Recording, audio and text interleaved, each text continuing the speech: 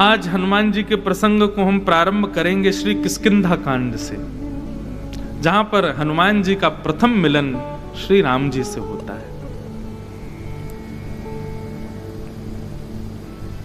आगे चले बहुरी रघुराया, आगे चले बहुरी रघुराया, रेशमुख पर्वत निराया, रेशमुख पर्वत निराया, तहाँ रह सचिव सहित सुग्रीवा, तहाँ रह सचिव सहित सुग्रीवा, आवत देखे अतुल बल सेवा, आवत देखे अतुल बल सेवा, आवत देख अतुल बल सेवा, आवत देख अतुल बल सेवा, अति सभित कह सुन हनुमाना, अति सभित कह सुन हनुमाना, पुरुष जुगल बल रूप निधाना, पुरुष जुगल बल रूप निधाना, हे पुरुष जुगल बल रूप निधाना, पुरुष जुगल बल रूप निधाना। आगे आगे राम जी चल रहे हैं, लक्ष्मण जी उनके पीछे चल रहे हैं, और इन दोनों युगल राजकुमारों को जब ऋष्यमुख पर्वत के ऊपर से सुग्रीव ने देखा, तो देखते ही अत्यंत पहले तो आकर्षित हो गए राम जी के श्री मुख को देख करके, लेकिन घबराए और अपने सचिव श्री हनुमान जी से कहा, हनुमान, मुझे लगता है कि ये दोनों जो राजकुमार आ रहे हैं, हाथ में धनुष बाण लिए हैं, जरूर बाली भैया ने इनको भेजा होगा मुझको मारने के लिए। तुम जाकर के इनका परिचय तो लो, ये कौन है। अब आज जब ये प्रसंग मैं पढ़ रहा था, तब मेरे मन में एक जिज्ञासा प्रकट हुई, क्या यही प्रथम मिलन हो रहा है हनुमान जी का राम जी से? क्योंकि जब हनुमान जी ब्राह्मण का वेश बना करके जाते हैं, तो राम जी के सन्मुख जाकर के हनुमान जी उनसे पूछते हैं। यहां पर मानस में ऐसा बताया गया कि श्री हनुमान जी को पता ही नहीं है कि वो कौन है। को तुम श्यामल गौर शरीरा, हनुमान जी पूछ रहे हैं। एक ब्राह्मण का रूप धारण करके गए और राम जी के सामने जाकर के प्रणाम किया, और ब्राह्मण वेश में हनुमान जी आए हैं, तो ब्राह्मण को देख करके तो राम जी लक्ष्मण जी उनको बड़ा सत्कार करते हैं, तुरंत रुक गए, प्रणाम किया। हनुमान जी पूछ रहे हैं, को तुम श्यामल गौर शरीरा, छत्री रूप विरहु बनवीरा, कठिन भूमि कोमल पदगामिन, कवन हेतु विचरहु बन स्वामी। आप कौन हैं? हे गौरवर्ण, हे श्याम वर्ण, आप दोनों कोई राजकुमार दिखते हैं, और आपके अंग प्रत्यंग और संपूर्ण रूप को देख करके, आपके चरणों को जब मैं देख रहा हूं, तो मुझे लग रहा है इतने कोमल चरण हैं। ऐसा लगता है किसी माता, निष्ठुर माता पिता ने अपने दो कोमल जैसे फूल जैसे राजकुमारों को इस निष्ठुर वन में छोड़ दिया। आप एक चरण भी रख रहे हैं तो ऐसा लग रहा है मानो मैं क्या, कोई जड़ भी आपको चलते हुए देखेगा तो वह भी पिघल जाएगा। नाथ, आप कौन हैं? अपना परिचय दीजिए। अब बंधुओं देखो, यहां जिज्ञासा प्रकट हुई कि क्या हनुमान जी को पता नहीं था ये कौन है, और क्या यही प्रथम मिलन हुआ है हनुमान जी का राम जी से? अब इसमें जब हम खोजने के लिए निकले तो कई लोगों ने तर्क दिया कि फंदा सा बांध के उनको नचाने के लिए लेके गए, तब हनुमान जी ने पहली बार राम जी को देखा, तब से राम जी चित्त में बैठ गए। लेकिन शास्त्रीय प्रमाण चाहिए। और दूसरा प्रश्न मन में यह प्रकट हो रहा था कि हनुमान जी सुग्रीव के साथ क्यों रह रहे हैं? अंजनी मैया के साथ रहते, पवन देव के साथ में रहते, अपने निवास अपने घर में रहते। सुग्रीव के साथ में उनका क्या संबंध था जो वो सुग्रीव के साथ में रह रहे हैं? और आज राम जी आए तो फिर हनुमान जी को क्यों नहीं पता कि ये राम जी? और जैसे अभी राम जी बाद में बताएंगे कि मैं कौशलेश दशरथ के जाए, हम पितु बचन मनि बन आए। अपने पिताजी की वाणी मानकर के हम वन में आए, हम कौशलपुर राजा दशरथ जी के पुत्र हैं। नाम राम लक्ष्मण दो भाई, संग नारी सुकुमार सुहाई। यहाँ हरि निश्चर वही देही, विप्र फिरहि हम खोजत ते। राम जी ने जब परिचय दिया कि हम दशरथ जी के पुत्र हैं, हमारी गृहिणी साथ में थी सीता, और एक दुष्ट ने आकर के उनका हरण कर लिया है। आहा, जैसे ही बताया, अभी तक तो हनुमान जी परीक्षा के भाव से एक ब्राह्मण वेश में खड़े थे, लेकिन जैसे ही राम जी बोले कि हम दशरथ के पुत्र हैं, पिता की आज्ञा मान के आए हैं, हमारी पत्नी का हरण हो गया है, ये छोटे भैया लक्ष्मण हैं, हम इनके बड़े भैया राम हैं। राम शब्द सुनते ही हनुमान जी महाराज का तो शरीर कंपन होने लगा, अपने वास्तविक रूप में आ गए। प्रभु पहचानी परउगे ही चरना, सो सुख उमा जाए नहीं वरना। शंकर जी सुना रहे हैं ना पार्वती जी को, उस सुख का वर्णन नहीं कर सकते कि हनुमान जी ने जैसे ही पहचाना कि ये राम जी, तुरंत चरणों में गिर गए। अब मेरे को ये बात पच नहीं रही थी कि हनुमान जी को पता नहीं था कि ये राम है। तो कई सारे मन में जिज्ञासाएं प्रकट हो रही थी कि सुग्रीव के पास क्यों थे, अपने माता पिता के साथ क्यों नहीं थे, राम जी को पहचानते नहीं थे, बताया उसके बाद पहचाने, इन सब के पीछे कारण क्या है? तब एक शास्त्रीय प्रमाण प्राप्त हुआ। ध्यान से सुनना। हनुमान जी के गुरु कौन हैं? कौन गुरु हैं हनुमान जी के? अरे बताओ, जोर से बोलो। सूर्य। जो दो चार इनकी आंख बंद है गई, खुल तो जाएंगी। प्रेम से बोलो जय सिया राम। तो श्री हनुमान जी के गुरु कौन? सूर्य। सूर्य गुरु थे, और सब जानते हैं कि श्री हनुमान जी महाराज पीछे पग करके चलते थे और अपने गुरु से आज्ञा लेते थे, पढ़ते थे, शिक्षा ग्रहण करते थे। शिक्षा पूर्ण होने के बाद में हनुमान जी ने चरणों में प्रणाम करके अपने गुरु सूर्य से कहा कि हे नाथ, अब मैं गुरु दीक्षा देना चाहता हूं, अपने गुरु को क्या दीक्षा प्रदान करूं, कृपा करके मुझे बताओ। तब सूर्य नारायण ने उनको आज्ञा दी, बोले शिष्य, अभी त्रेता युग चल रहा है, और इस त्रेता में मुझ सूर्य का बहुत बड़ा सौभाग्य है, क्योंकि मेरे वंश में साक्षात श्रीमन नारायण, साक्षात जगत नियंता जगदाधार राम रूप धारण करके आने वाले हैं, साक्षात भगवान। और हनुमान जी की जिद थी कि मुझे भगवान से मिलाओ, तो सूर्य नारायण ने वही कहा, तुम्हारी भी इच्छा है कि तुमको भगवान से मिलना है और हमारी गुरु दक्षिणा भी तुमको देनी है, तो फिर चलो यही बात कि हमारा सौभाग्य है कि त्रेता में हमारे वंश में भगवान श्री राम आने वाले।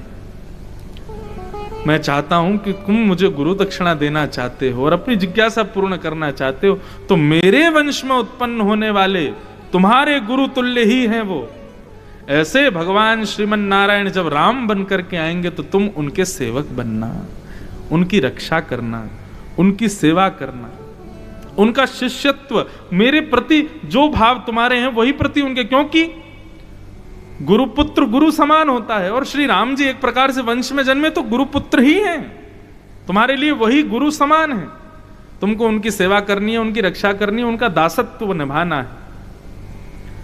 हनुमान जी बोले, जो आज्ञा गुरुवर, मैं निश्चित करूंगा, लेकिन मुझे कैसे पता चलेगा कि राम जी का अवतार हो गया है या ये राम जी?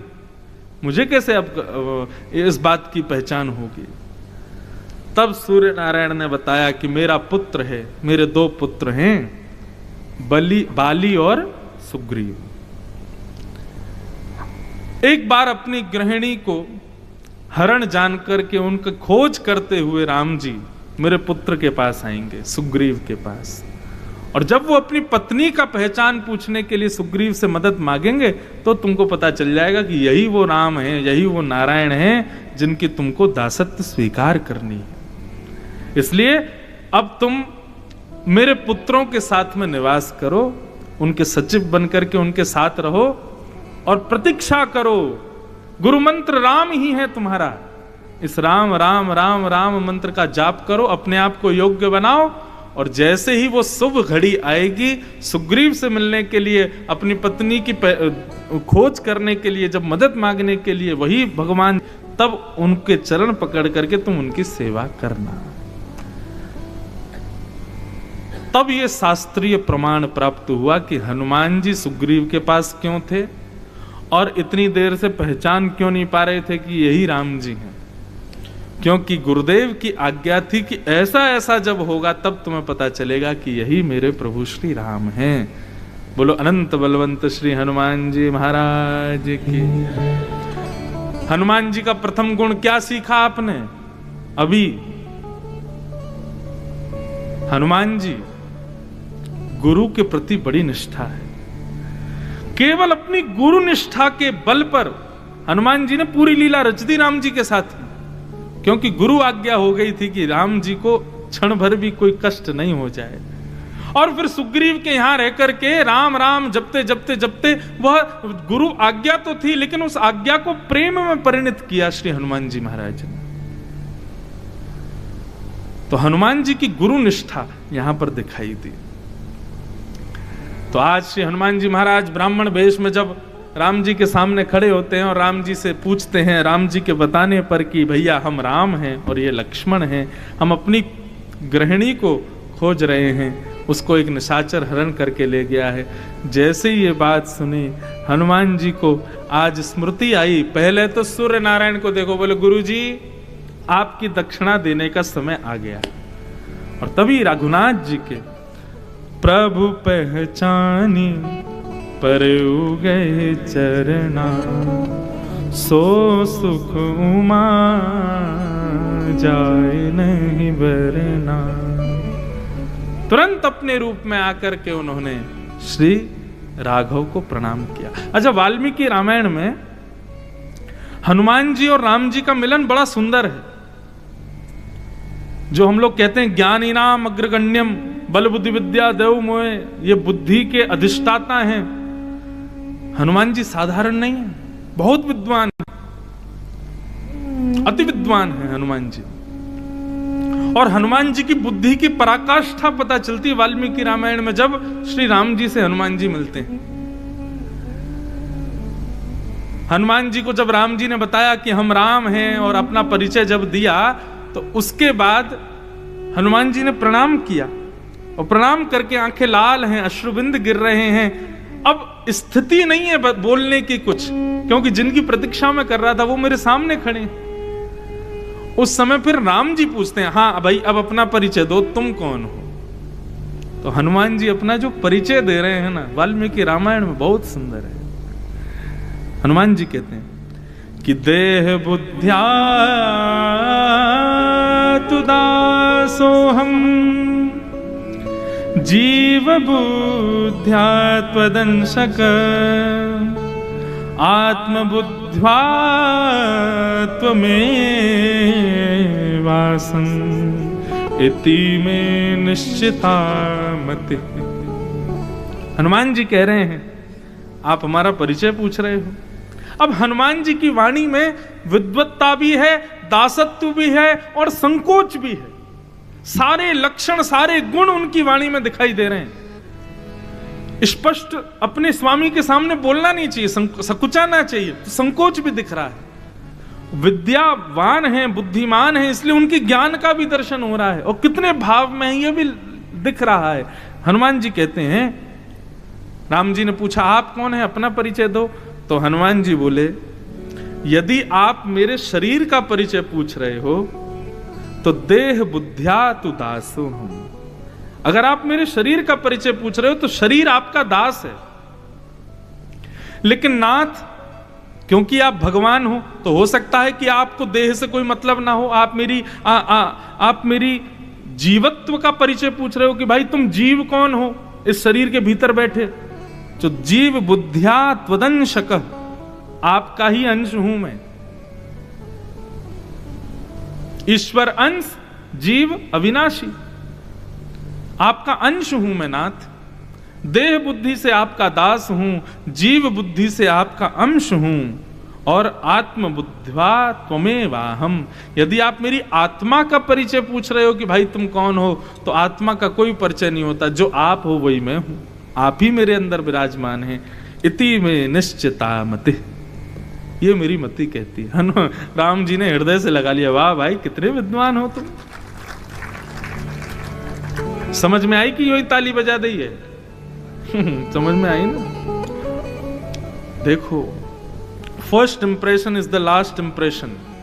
पहला ही इंप्रेशन अच्छा होना चाहिए। हनुमान जी का फर्स्ट इंप्रेशन बहुत अच्छा था। राम जी के इसीलिए हृदय में बैठ गए हनुमान जी। क्यों? बुद्धि, दासत्व, प्रेम, ज्ञान, सबको एक एक शब्द में बता दिया राम जी को। इति में निश्चिता मति, ये मेरी मति कहती है। इतने परिचय दे दिए राम जी ने, अपने हृदय से लगाया। तो पुलकित तन मुख आओ न बचना, देखत रुचिर वेश के रचना। आहा, हनुमान जी की स्थिति गोस्वामी जी बता रहे हैं कि हनुमान जी के वचन नहीं निकल रहे मुख से। राम जी के सुंदर रूप को और राम जी के एक एक रोम को देखने में हनुमान जी उसी में ही व्यस्त हो गए हैं। कितने सुंदर हैं राम जी। उनकी रूप माधुरी को देख करके हनुमान जी महाराज आनंदित हो रहे हैं।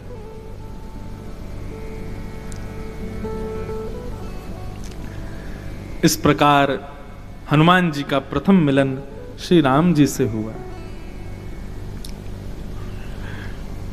तब हनुमान जी के दैन्य का भाव यहां पर प्रस्तुत किया गोस्वामी जी ने। यद्यपि नाथ बहु अवगुण मोरे, सेवक प्रभु ही परे जन भोरे। नाथ जीव तब माया मोहा, सो निस्तरई तुम्हारे छोहा। तापर में रघुवीर दुहाई, जानौ नाहि कछु भजन उपाय। इस प्रकार हनुमान जी महाराज ने अपने दासत्व का, दीनत्व का वर्णन किया। गोस्वामी जी उसका वर्णन करते हैं। राम जी ने अपने हृदय से लगाया, हृदय से लगा करके अत्यंत प्रसन्न हो गए। हनुमान जी महाराज को देख करके राम जी बोले, अब आगे हम किस प्रकार अपनी सीता जी को ढूंढें? हनुमान कुछ उपाय बताओ। तब हनुमान जी ने बताया, बोले महाराज आप बिल्कुल चिंता ना करें, हमारी मां जरूर मिलेंगी। ये सामने जो पर्वत है ऋष्यमुख पर्वत, इस पर कपिराज सुग्रीव विराजमान है। आपकी आज्ञा हो तो मैं आपको उनके पास ले चलूं, वे हमारी सहायता अवश्य करेंगे। तब राम जी की आज्ञा मान करके दोनों भाइयों को अपने कंधे पर विराजमान करके हनुमान जी विशालकाय रूप में प्रकट हो गए और लेकर के राम जी को ऋष्यमुख पर्वत पर पधारे। सुग्रीव से मिलन हुआ। सुग्रीव ने चरणों में प्रणाम करके बार बार धन्य भाग्य कहा कि मेरे धन्य भाग्य हैं कि आपके मुझे दर्शन हुए। आज सुग्रीव ने बाली का पूरा विषय तो अभी वो बताएगा भी, लेकिन वह एक प्रकार से अपने भाई से मिले अत्याचार को आज वो आशीर्वाद भी मानता है, और यह शास्त्राज्ञा भी है। बड़े लोग बंधुओं चाहे हमारा कितना भी अनहित करके हम पर क्रोशित क्यों ना हो, लेकिन बड़े लोगों का क्रोध कहीं ना कहीं तो फलीभूत होता है वरदान के रूप में। आज भले ही बाली से युद्ध के बाद में सुग्रीव दूर जाकर के रहता है, लेकिन आज मन में सुग्रीव विचार करते हैं, यदि कभी बाली से मेरा युद्ध ना हुआ होता, बड़े भैया मुझ पर रोषित ना होते, बड़े भैया की लात मुझ में नहीं पड़ी होती, तो आज श्री राम जी का दर्शन मुझे नहीं होता। शास्त्र आज्ञा करते हैं, बहुत ध्यान से सुनिएगा, बड़े लोगों का क्रोध चाहे कितना भी भयानक क्यों ना हो, उस पर कभी संकोच मत करो, सदा उसको आशीर्वाद मान करके रहो। और जिन बालकों पर कभी माता पिता रोषित नहीं होते, ऐसे बालक जीवन में कुछ कर नहीं पाते। इसलिए बालकों को चाहिए, माता पिताओं को अगर गुस्सा नहीं आता तो जबरदस्ती ऐसा कुछ करो कि माता पिता को क्रोध आवे, 2-4 थप्पड़ वप्पड़ पड़े, तभी कल्याण होगा जीवन में। जो बालक बचपन में माता पिता की डांट नहीं सुनते, उनसे थोड़े बहुत पिटे नहीं है, ऐसे बालक जीवन में पूज नहीं पाते, कुछ श्रेष्ठकर नहीं बन पाते। इसलिए माता पिता, बड़े भाई, बड़ी बहन, गुरुजन, इन सब की डांट फटकार भले ही कैसी भी हो, वो कहीं ना कहीं कृपा करती है। आज सुग्रीव को वो अनुभव हो।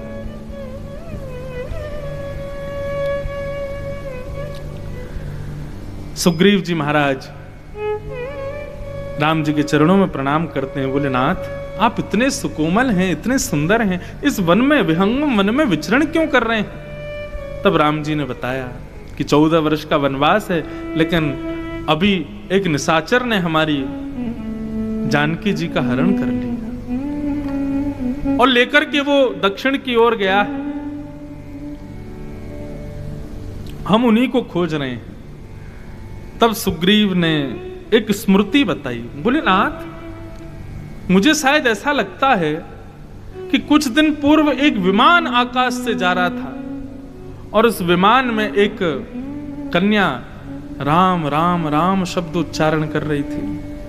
राम राम हा राम पुकारी, हमई देख दीने उपटदारी, मागा राम तुरत तो ही दीना, पट उरलाए सोच अति कीना।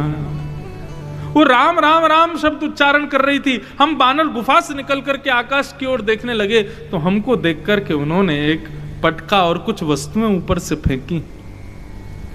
राम जी बोले कहां है वो?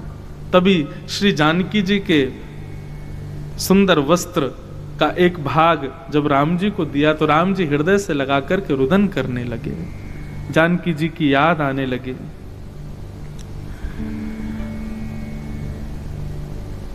राम जी को विलकता देख और फिर वहां प्रसंग आता है कि और भी कई सामग्रियां दिखाई गईं। लक्ष्मण जी ने चरण की पाजेब देख करके बताया, बोले ये हमारी भाभी जानकी जी की हैं, क्योंकि मैं नित्य चरण दर्शन करता था इसलिए मैं जानता हूं ये उन्हीं की। तो ये निश्चित हो गया कि रावण यहीं से लेकर के वो निशाचर गया है जानकी जी को। तब सुग्रीव ने कहा, बोले महाराज आप बिल्कुल चिंता ना करें, मैं निश्चित ही जानकी जी का पता लगाने में आपकी सहायता करूंगा, परंतु मेरा भी एक कष्ट सुन लीजिए। मैं और मेरे भाई हम दोनों का युद्ध चल रहा है, वे मेरे से बड़े नाराज हैं। राम जी बोले क्या बात है जरा बताओ तो। तब बाली ने सुग्रीव ने पूरी कथा बताई। बोले एक मायावी राक्षस था, उसने आकर के मेरे भाई बाली को ललकारा, बाली उसके पीछे भागा तो एक गुफा में चले गए दोनों, मैं साथ में ही था। बाली मुझसे कह के गया, बोले 15 दिन तक प्रतीक्षा करना, नहीं आऊं तो तुम वापस चले जाना, राजपाट संभालना। मैंने 30 दिन तक इंतजार किया लेकिन बाली नहीं आया, तो 30 दिन बाद मैंने रक्त की धार आती देखी, मुझे लगा शायद बाली की हत्या हो गई है। मुझे लगा वो मायावी राक्षस कहीं हमारे नगर पर आक्रमण ना कर दे, इसलिए मैंने विशाल पर्वत से उस गुफा को ढक दिया। और जैसे ही लौट करके आया तो सब लोगों की राय मानकर के मैंने राजगद्दी को स्वीकार कर लिया।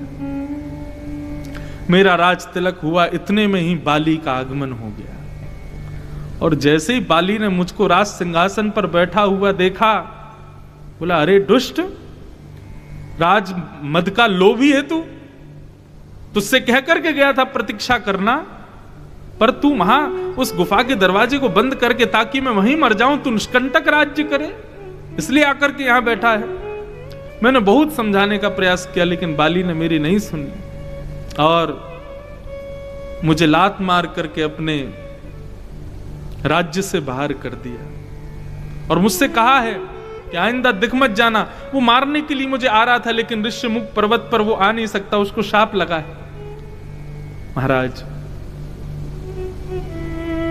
मेरा भाई बहुत बलवान है, परंतु एक दोष उसमें है जिस दोष के कारण मुझे अत्यंत ग्लानि होती है कि उसने मुझे तो बाहर किया लेकिन मेरी गृहिणी को अपने पास ही रख लिया। नाथ, वो बाली जब तक मेरे से शत्रुता मान करके रखेगा तब तक मुझे दिक्कत हो सकती है आपकी सहायता करने में। राम जी बोले तुम बिल्कुल चिंता मत करो, हम बाली का वध करेंगे, बाली से तुमको मुक्त करेंगे, तुम्हारी शत्रुता को हम नष्ट करेंगे। हम तुम्हारा एक काम करेंगे, फिर तुम जानकी जी की खोज में हमारी मदद करना। सुग्रीव बोला ठीक है महाराज, मैं ऐसा निश्चित करूंगा, लेकिन जितने वृक्ष हैं इन वृक्षों को जो एक बाण से भेदन कर देगा वही मार सकता है बाली को। राम जी ने एक बाण की प्रत्यंचा चढ़ा करके छोड़ दिया, सारे वृक्षों के पत्तों को भेदन कर दिया। तब जाकर के सुग्रीव को विश्वास हुआ कि ये बाली को मार सकते हैं। सुग्रीव ने जाकर के बाली को ललकारा तो बाली की पत्नी ने बाली को समझाया, बोले नाथ आज सुग्रीव से लड़ने के लिए मत जाइएगा। बोले अरे ये दुष्ट आकर के मुझको ललकार रहा है बाहर। अपमान उसी व्यक्ति का होता है जिसको सम्मान की बहुत इच्छा होती है। मैं अपनी कथाओं में कहा करता हूं, बाली को सम्मान ऐषणा थी, बहुत सम्मान की इच्छा। बलवान तो वो था ही, बल्कि उसको बहुत ज्यादा अभिमान था। एक कथा आती है कि बाली ने एक बार रावण को भी अपनी कांख में दबा लिया था। क्यों? रावण दिग्विजय कर रहा था, जहां से भी पता चलती थी कि ये बलवान है उनको जाकर के परास्त करता था। तो बाली का नाम जब सुना तो रावण बोला कि बाली से जाकर के मैं युद्ध करूंगा और बाली को परास्त करके दिग्विजय हासिल करूंगा। तो बाली का नियम था कि वो संध्या करता था समुद्र में, इतना इतना समुद्र के भीतर खड़े होकर के वहां जाकर के संध्योपासन करता था। और संध्योपासन करने के बाद बाली इतना बल, सूर्यपुत्र है, साधारण बात नहीं, इतना बलवान था कि वो संध्या करने के बाद में सूर्य नारायण को प्रणाम करने जाता था और उसके बाद पृथ्वी पर पूरे ब्रह्मांड का एक परिक्रमा लगाने के बाद तब अपने राज्य में आता था। ये उसका नियम था। तो एक दिन बाली संध्या कर रहा था, तभी रावण आ गया समुद्र के तट पर और जैसे ही उसने सोचा ये बाली बढ़िया है, जल में खड़ा है, इसको पीछे से जाके पकड़ करके डुबा दूंगा, इसको मार दूंगा, मेरी विजय हो जाएगी। लेकिन बानर का एक स्वभाव होता है, बानर को दिशा से आने वाली हवा से भी पता चल जाता है कि पीछे कोई खड़ा है। और ये बात हम वृंदावन वासियों से अच्छा कोई नहीं जानता, हम वृंदावन वाले बहुत बढ़िया जानते हैं। ये बानर का स्वभाव होता है। बानर बैठा हो और आप पीछे से कितना भी सावधान होकर के जाओ, बानर को फिर भी ऐसे पीछे ही देखेगा, उसको पता चल जाता है। और एक और बानर का स्वभाव होता है, जैसे कि बंदर आपकी कभी खिड़की पे आके बैठ जाए तो आप कोई वस्तु सामग्री खिड़की के अंदर थोड़ा समीप रख दो तो बंदर का एक स्वभाव है, जैसे आपने सामग्री इधर रख दी तो बंदर ऐसे बैठ जाएगा, देखेगा उसी को, लेकिन हमको ऐसा दिखाएगा कि विपरीत देख रहा है। और आप उस सामग्री को थोड़ा उस तरफ रख दो, उधर रखोगे तो ऐसे हो जाएगा, ऐसे ऐसे देखेगा। ऐसे कई मानवों के भी स्वभाव होते हैं। हाँ, वो कई बार जब पंगत खाने बैठे होंगे आप तो देखा होगा, बगल वाले को ज्यादा मिलता है तो इधर वाला ऐसे ही देखता रहता है, इसको ज्यादा मिला है। तो ये मानव स्वभाव भी है, ये बानर स्वभाव भी है। हम लोग तो ब्राह्मण देवता है ना, हम तो पंगत आदि कहीं कहीं पाते रहते, तो इस बात का बड़ा अनुभव होता है। और हमारे यहाँ तो एक और पैज लगती है, ब्राह्मणों की एक पहचान है कि वो लिफाफे के बाहर से पता कर लेते हैं कि इसमें कितना है। तो जब किसी यजमान के यहाँ प्रसादी पाने जाते हैं, वो लिफाफा जब मिलता है तो उस समय सबके मुंह देखने लायक होते हैं। अब ब्राह्मण बेचारे कितने निष्किंचन, कभी कह करके तो लेते नहीं, अब जो दे दिया यजमान ने सब स्वीकार। तो अब उस लिफाफे को सब्जी में कितना नमक था, नींबू था, रोटी कैसी आई थी, इसी से अनुमान लगा लेते हैं लिफाफे में कितना होगा। और फिर एक दूसरे को देखते हैं तो कई ब्राह्मण बड़े आनंद विनोद भी करते हैं, जबरदस्ती 200-300 रुपया अपने लिफाफे में ज्यादा रखते हैं। और जब एक संग सब खोलेंगे ना तो फिर बैठ लगती है, हाँ भाई तेरे में कितने हैं? बोले कि भाई यजमान के भोजन प्रसादी आदि उसके स्वभाव से तो लग रहा 500 से ज्यादा दिए नहीं होंगे। और खोलो तो जैसे ही 500 निकलते, देख मैंने कही 500 ही निकलेंगे। अब वो एक ब्राह्मण थोड़ा चतुर है, उसने 200-300 और एक्स्ट्रा रख लिए। वो 300 निकालता है तो उसको इतनी बेचैनी हो जाती है, रात में सो नहीं पाता कि उसको 300 ज्यादा क्यों दिए, मुझे कम क्यों दिए। सब बातें निकल के आ गई हैं भाव। तो बानर का स्वभाव होता है कि अगर उसके सामने कोई वस्तु रख दो तो वो विपरीत दिशा में दिखता है।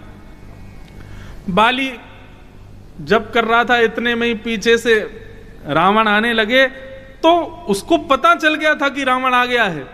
लेकिन रावण आते जैसे ही उसको पता चला रावण आ रहा है तो और ज्यादा गहरी तपस्या में चला गया। बोले जैसे ऐसा लगे इसको कुछ पता ही नहीं है। और जोर से गायत्री मंत्र का उच्चारण करने लगा, नाम जप करने लगा, अपनी संध्योपासन करने लगा। रावण ने कहा यही बढ़िया समय। पीछे से रावण धीरे से गया और जैसे ही जाकर के बाली को ऐसे पकड़ा, बाली ने तुरंत ऐसे हाथ उठा करके दबा लिया रावण को यहीं। और नाम जप करने लगा, उसको कोई मतलब नहीं मैंने पकड़ लिया है। और नाम जप करने के बाद में संध्योपासन करने के बाद सूर्य अर्घ देकर के और निकल गया, सूर्य को प्रणाम करने गया। सूर्य को प्रणाम करने के बाद ब्रह्मांड का 3 परिक्रमा लगाई, पृथ्वी की परिक्रमा लगाई, सब जगह भ्रमण करता हुआ लौट करके जब अपने स्थान पर आया, अपने घर आया, तब आकर के कहते हैं बाली ने अंगड़ाई ली, थक गया था ना, तो जैसे ही अंगड़ाई लेने के लिए हाथ ऊपर किए सोई रावण गिर गया। रावण जैसे ही गिरा तो बाली बोला अरे कौन हो तुम, यहां क्या कर रहे हो? तो रावण गिर करके मूर्छित नहीं हुआ, इस बात से मूर्छित हो गया कि बाली इतना सब कर आया, इसको पता ही नहीं चला कि मैं इसके बाल में, इसके बाह में दबा हुआ था। इतना बलवान था बाली। तब रावण ने कहा भाई इससे हम जीत नहीं सकते तो क्या करें, इसको मित्र बना लो। तो रावण ने मित्रता कर ली बाली के साथ, बोले फ्रेंड बन जाओ हमारे। बाली बोला जो आ गया, मित्र बन गया। तो बाली बहुत बलवान था और उसको अपने बल का इतना अहंकार कि उसको कोई ललकार भर दे, बस उसके बाद तो बाली बिल्कुल रुकता ही नहीं था। सुग्रीव ने आकर के ललकारा तो उठ के जाने लगा। पत्नी ने समझाया, बोले कि आप मत जाओ। क्यों? बोले मैंने सुना है कि 2 राजकुमार इस बार सुग्रीव के साथ में हैं और वे राजकुमार साक्षात नारायण के अवतार हैं।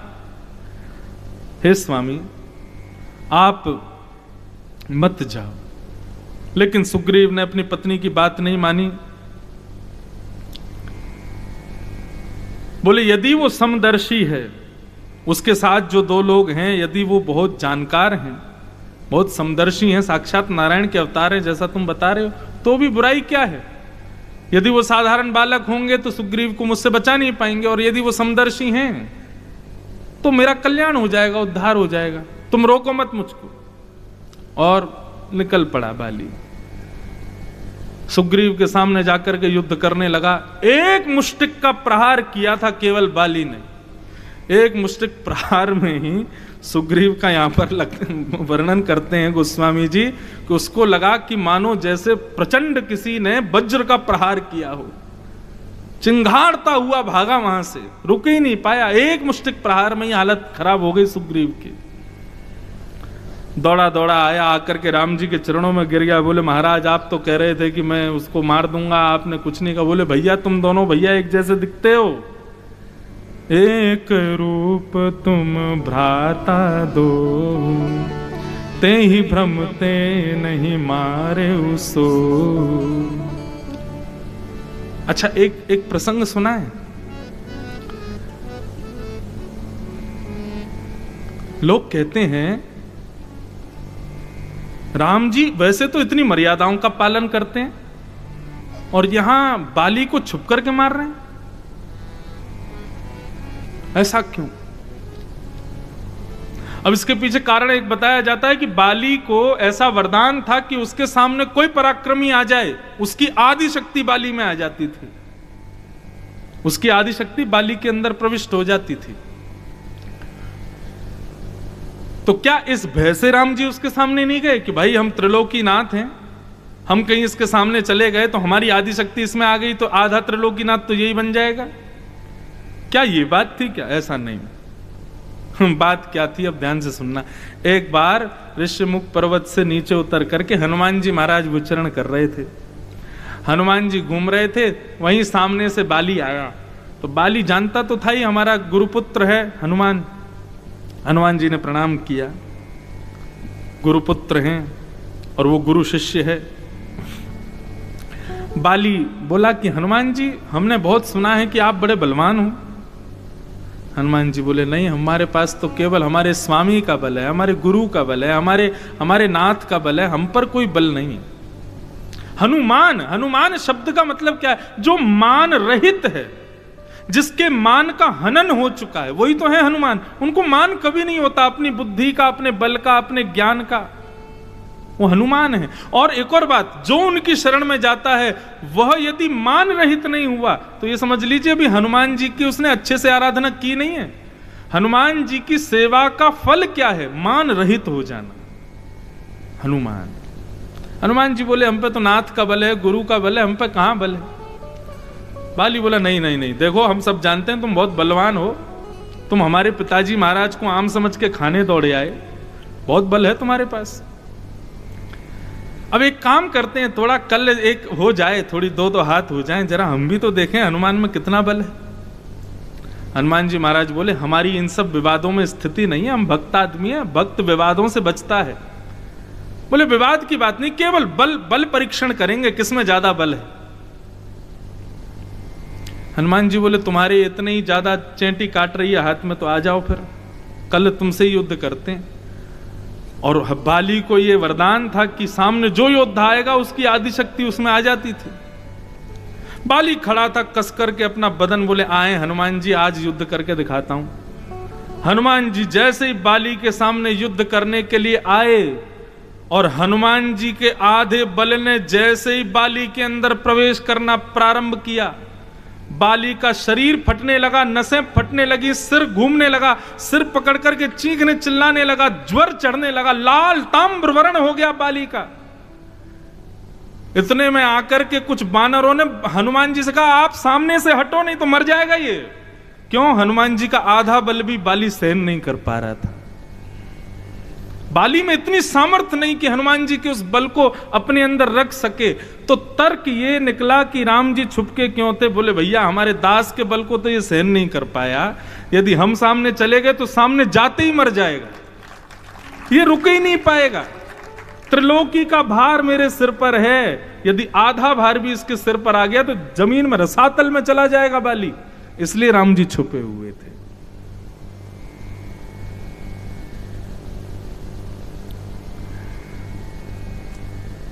तो कितने बलवान होंगे लेकिन देखने में कोमल। ऐसे हनुमान जी कितने ज्ञानी, कितने बलवान, लेकिन सदैव अदृश्य रहते हैं। राम जी बोले भैया तुम दोनों एक जैसे दिखते हो। सुग्रीव रोने लगा, उसने देखो मुझे कितनी जोर से मारा। तो आहा, गोस्वामी जी वर्णन करते हैं, कर पर सा सुग्रीव शरीरा। राम जी ने अपने हाथों से सुग्रीव के उस स्थान का स्पर्श किया जहां बाली ने। राम जी क्यों इतना कर रहे हैं सुग्रीव के लिए? क्यों? क्योंकि सुग्रीव ने वचन दिया है कि सीता जी को खोजेगा, भक्ति को पुनर्स्थापित करने का वचन दिया है, उसके लिए राम जी कुछ भी करेंगे। समीप बुलाकर के मेली कंठ सुमन के माला, पठवा पुनि बल दे विशाला। अपने गले से एक सुंदर सुमनों की माला उतार करके राम जी ने बाली के गले में पहना दी। सुग्रीव के गले में पहना दी। बोले लो सुग्रीव, अब तुम दोनों भैया एक जैसे हो, लेकिन हम माला से पहचान जाएंगे कि तुम हो। सुग्रीव बोला अब क्या करूं? बोले जाओ फिर से। बोले अब के मारेगा तो नहीं? बोले वो हाथ उठाएगा उससे पहले हम उसका सब कर देंगे काम। यहां जैसे युद्ध करने के लिए पुनः सुग्रीव ने ललकारा। बाली बोला अब नहीं बचेगा ये, अभी तो केवल मैंने इसका स्पर्श किया था, अब तो मैं इसको रसातल में घुसा दूंगा भीतर। बाली निकल करके बाहर आया। बोले अब भी तेरे को पता नहीं चला कि कितना बल है मुझ में? बोले अरे बल क्या दिखाता, आ युद्ध कर मेरे से। जैसे ही बाली मुष्टिक प्रहार करने के लिए जाने लगा, दूर खड़े राम जी ने बाण का संधान करके जैसे ही छोड़ा, एक बाण लगते ही बाली तुरंत पृथ्वी पर गिर गया। बाली गिर गया।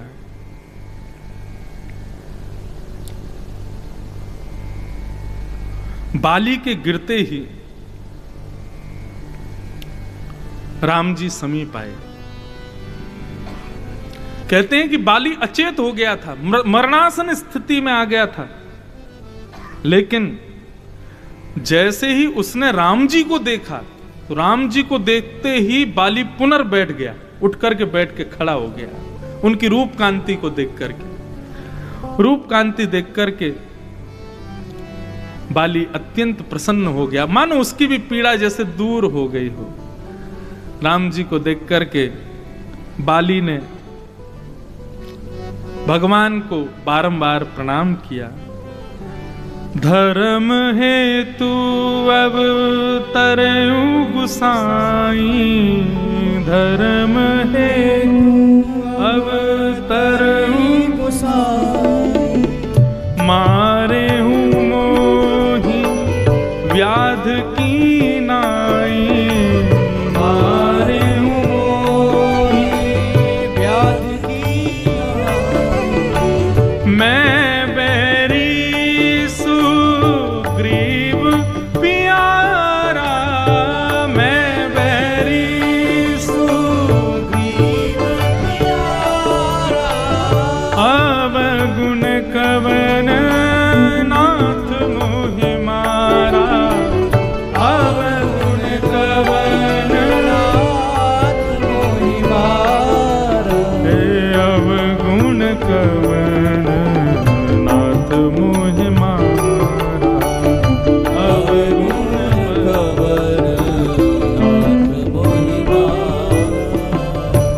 कथा सब लोग कहते हैं कि 3 लोगों के आगे राम जी मौन हो गए, काली, बाली और बलि।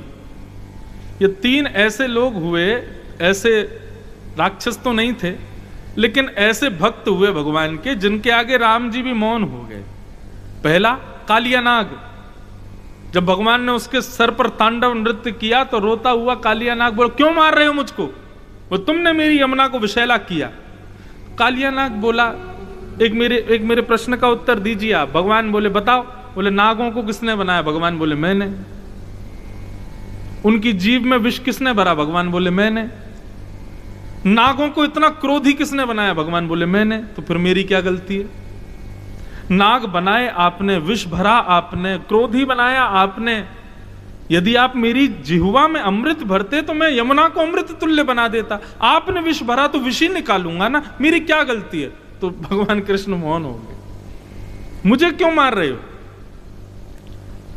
दूसरा बलि, राजा बलि की कथा आती है भागवत में।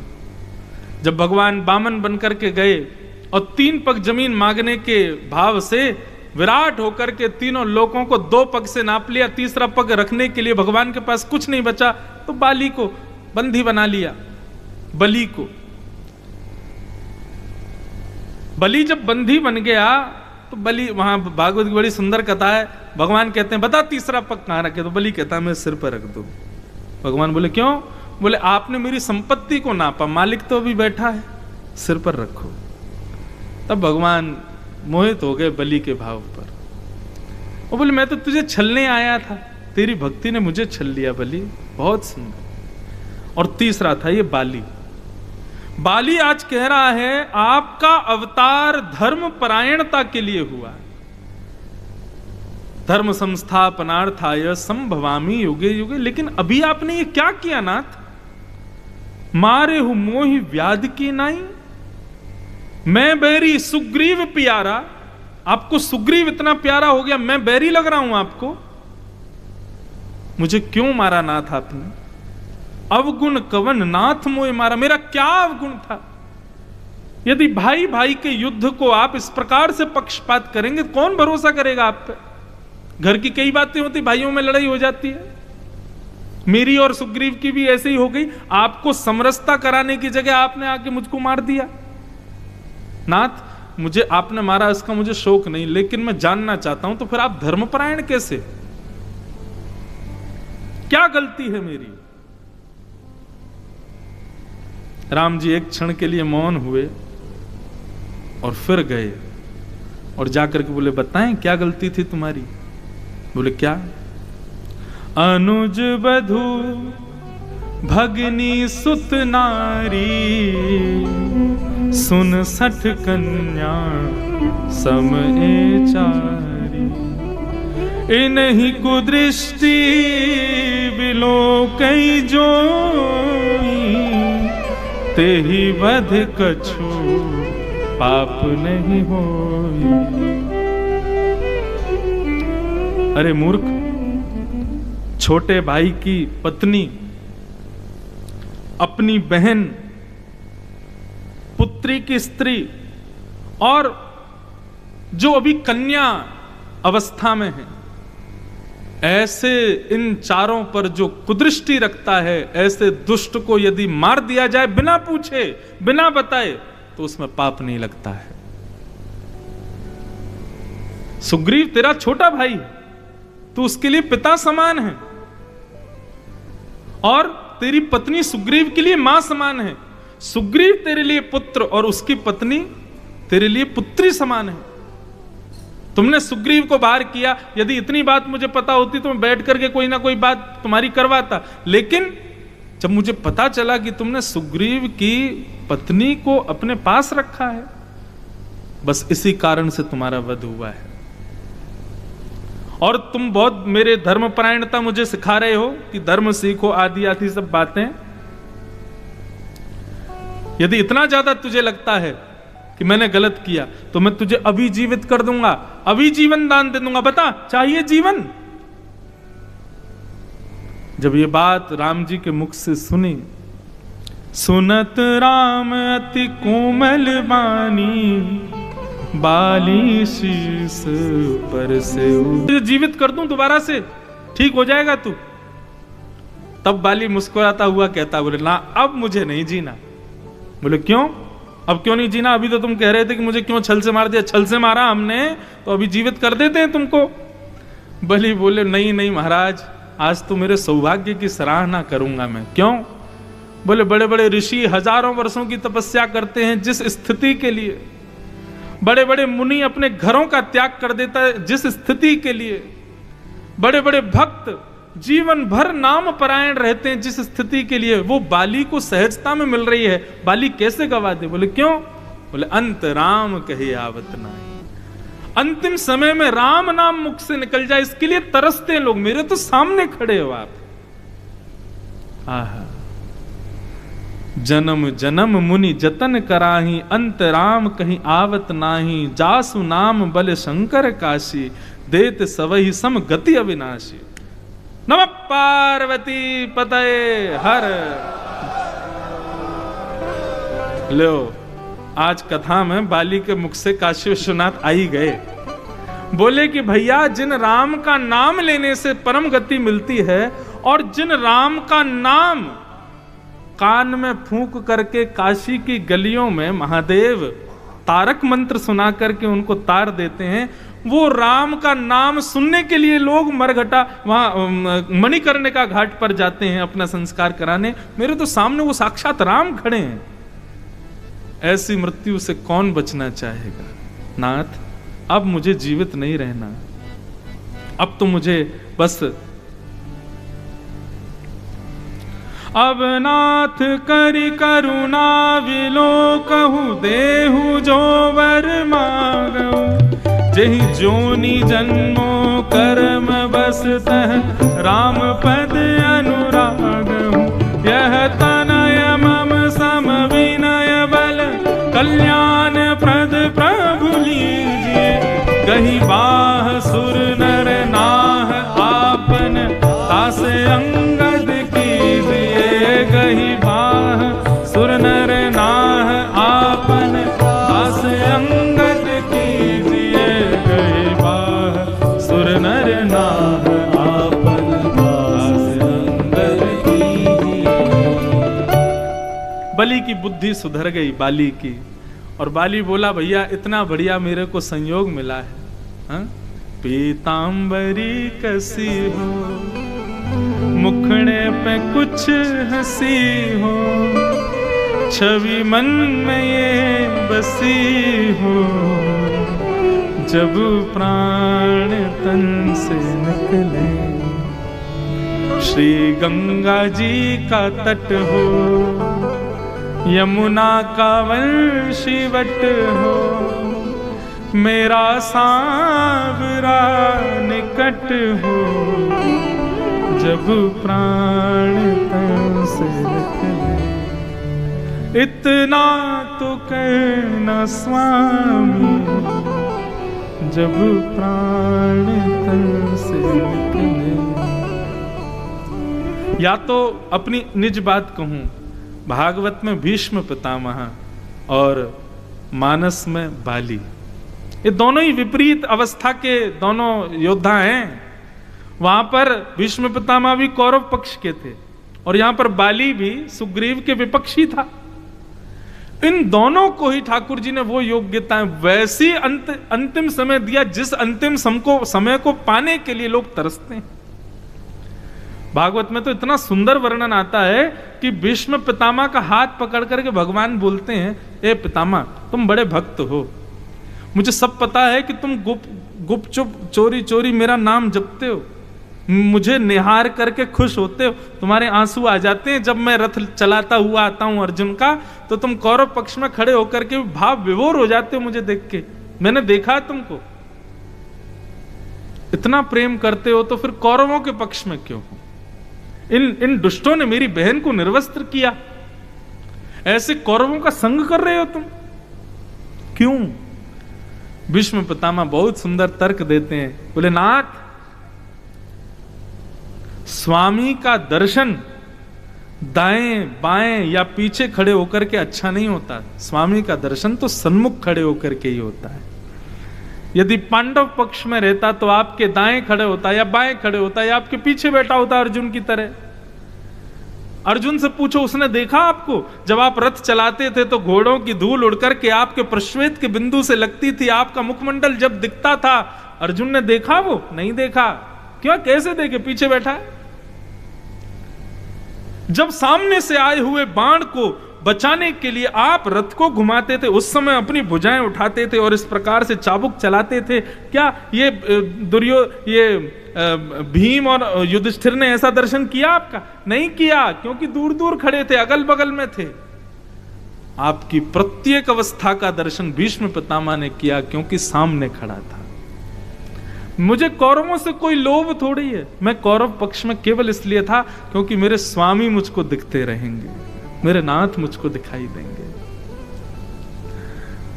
आज वही भीष्म पितामह की स्थिति यहां बाली के साथ हुई है।